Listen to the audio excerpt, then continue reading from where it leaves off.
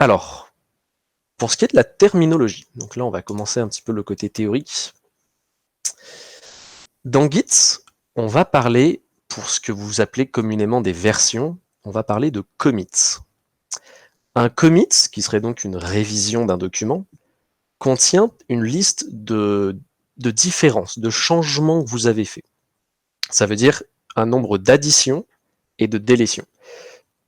Ça veut dire que si par exemple vous modifiez votre docx et vous rajoutez un titre par exemple, et puis vous supprimez par exemple un bas de page où quelqu'un avait mis une référence qu'on n'a plus utilisée, vous allez pouvoir faire un commit qui contient votre ajout et votre suppression en même temps, que vous allez pouvoir nommer, et ça va constituer votre nouvelle version. C'est très intéressant parce que votre commit ne contient donc que des différences. Il ne contient pas votre fichier au complet. Un commit se constitue donc d'une date à laquelle vous l'avez créé, d'un auteur, vous ou quelqu'un d'autre, une description, donc qu'est-ce que vous avez changé. Donc vous n'allez pas dire V1, V2, V3, vous allez vraiment dire j'ai ajouté un titre, j'ai supprimé une référence. Vous allez mettre la liste de vos changements, donc là vous allez pouvoir décider quels sont les changements que vous avez fait sur votre ordinateur que vous voulez versionner là tout de suite et lesquels vous souhaitez garder de côté. Et vous allez donc mettre des liens sur d'autres commits permettant de calculer l'intégrité de votre fichier. Puisqu'on n'a que des différences, à chaque fois Git va partir de la base, votre fichier vide, et va recalculer l'état final instantanément en faisant toute la liste des ajouts et des modifications de vos commits mis bout à bout. Donc ça, c'est un gros point de différence. Le fait de travailler en commits, ça va vous permettre notamment de pouvoir travailler de manière parallèle, parce qu'au lieu d'avoir des fichiers, vous avez juste une liste de modifications. Donc quand on va vouloir regrouper vos différences que vous avez travaillées en parallèle ensemble, on va juste calculer qu'est-ce que ça donne vos additions et vos délétions des deux côtés ensemble, et on va voir si par exemple vous avez modifié exactement la même ligne. À ce moment-là, on va peut-être avoir un conflit et il va vous proposer des outils pour les corriger. Mais si vous n'avez pas touché exactement aux mêmes lignes, il n'y aura aucun problème, il va le détecter et il va pouvoir recalculer l'état final du fichier avec tous vos ajouts et toutes vos délétions. Le deuxième point de terminologie important, c'est la branche. Une branche, c'est une structure qui se crée donc de plusieurs commits. Chacun de vos changements, comme on l'a vu juste avant, chacun de vos commits va donc constituer une branche. Par exemple, ici, dans la petite image que vous avez une branche qui s'appelle master, qui contient donc 5 commits ici. Vous avez une branche develop qui en contient 4, et une branche feature qui en contient un seul, et une branche feature qui en contient 2. Ça veut dire que ici, dans ce graphe-là, et vous allez en voir très souvent, c'est comme ça qu'on représente vraiment l'arbre de dépendance de Git.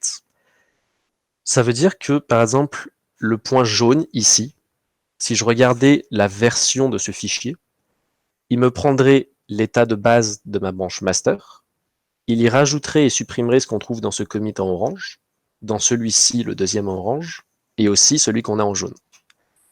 Je ne verrai pas celui qui est en orange à côté. Il va vraiment juste calculer tout ce qui lui ramène à la base pour recréer le fichier final.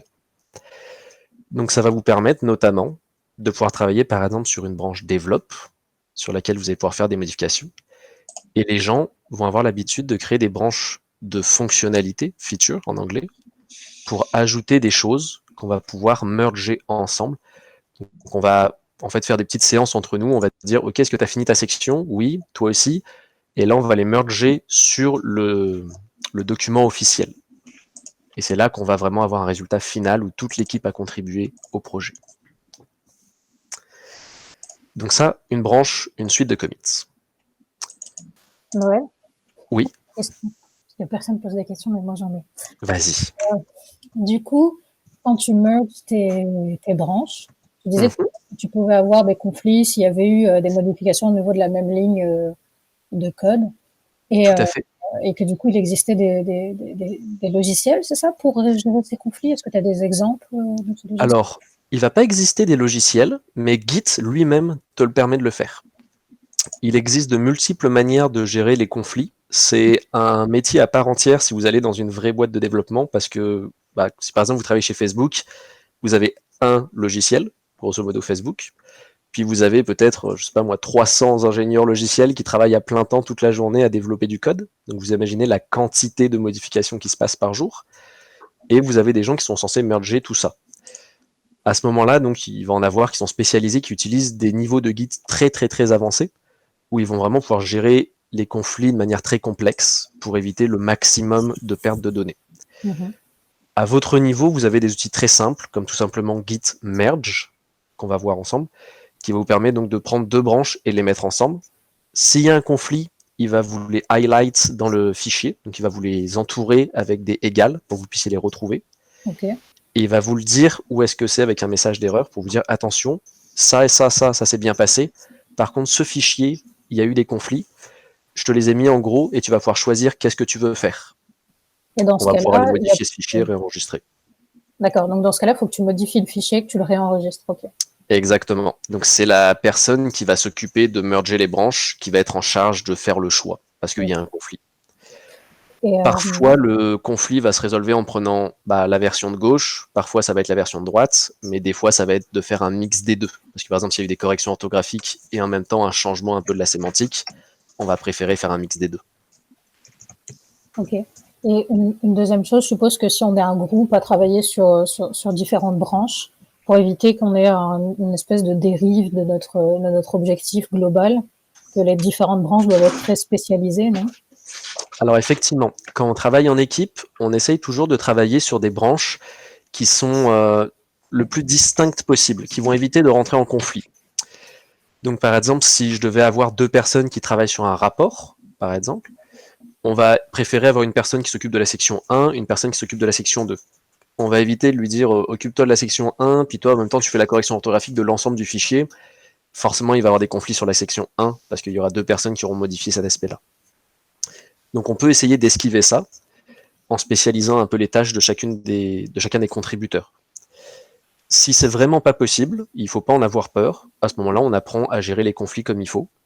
Et c'est quelque chose qui est pas très compliqué, mais ça demande un peu plus de travail, et donc on peut arriver à résoudre ça après.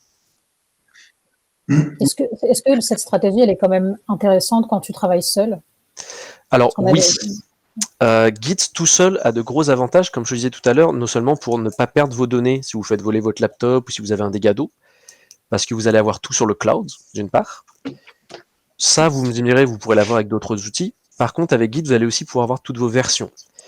Moi, le premier, je travaille sur peut-être une 50aine de projets par semaine, vu que je suis un professionnel. Aussi bien de la documentation que du code, que du machine learning, je fais plein de choses.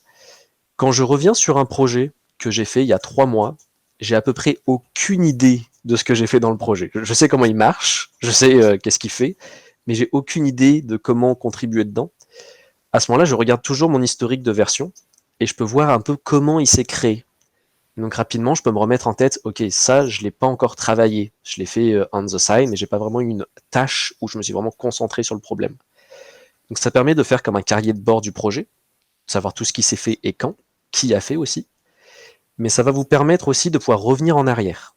Parce que moi, parfois, je commence à travailler, j'essaie de changer quelque chose.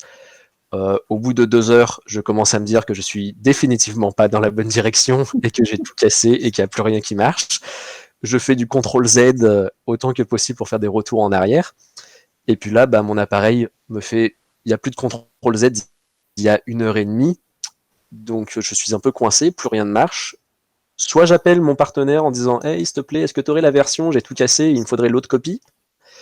Soit je suis un professionnel, j'ai travaillé avec Git, je peux juste annuler mes changements, revenir à une version antérieure et recommencer.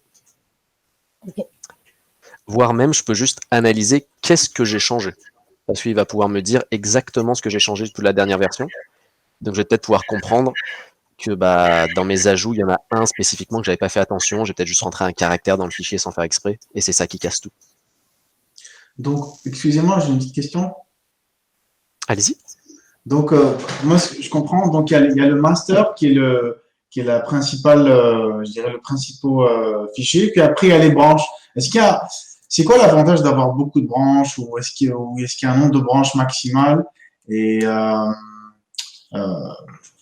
c'est quoi l'avantage d'avoir des branches, d'en avoir beaucoup en fait, ou de ne pas en avoir? Merci. Tout à fait. Alors, l'avantage d'avoir des branches, c'est que si par exemple on travaille tous sur la branche master, il arrive forcément un moment où il y en a un qui va partager son code avant l'autre. Alors je dis code, mais ça peut être du texte, ça peut être n'importe quoi, qui va partager son contenu avant l'autre. Si par exemple je suis plus rapide que toi, tu vas te retrouver à vouloir pousser ton commit, mais comme on l'a dit tout à l'heure, Git, les commits, c'est pas vraiment un état du fichier. C'est pas comme quand tu pousses un document Word sur un serveur de stockage, il va pas juste écraser le fichier. Donc ton commit, le GitHub par exemple, ne va pas l'accepter.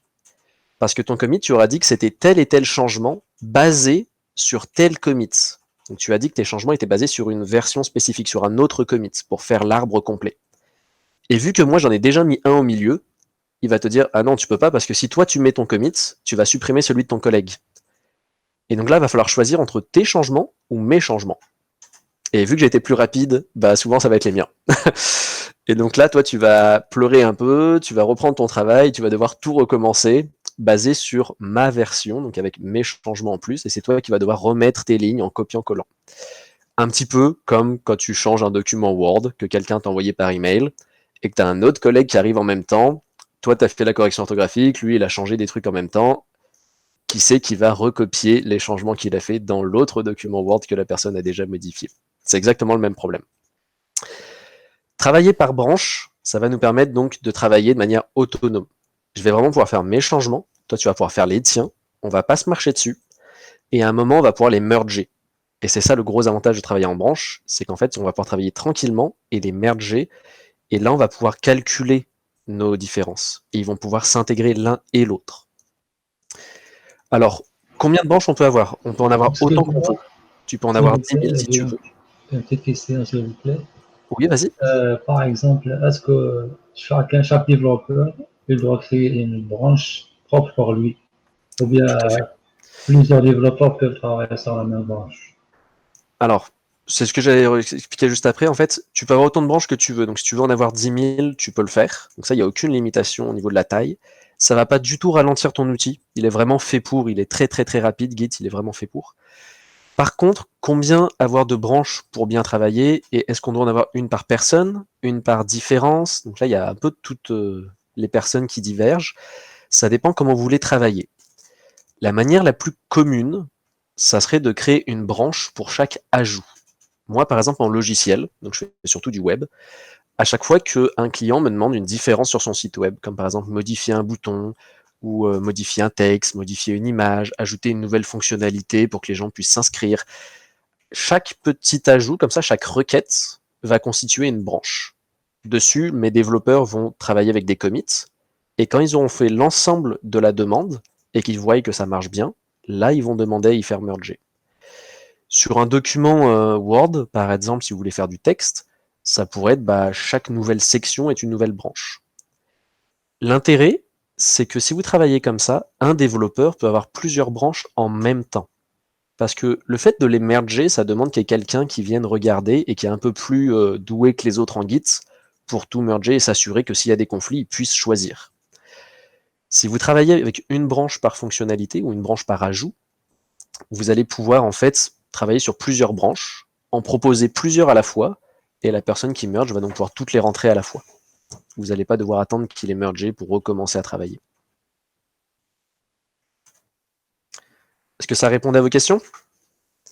Oui, très bien, merci. Ok. De toute façon, on va revoir tout ça après ensemble, ne vous inquiétez pas, on va montrer un peu des workflows.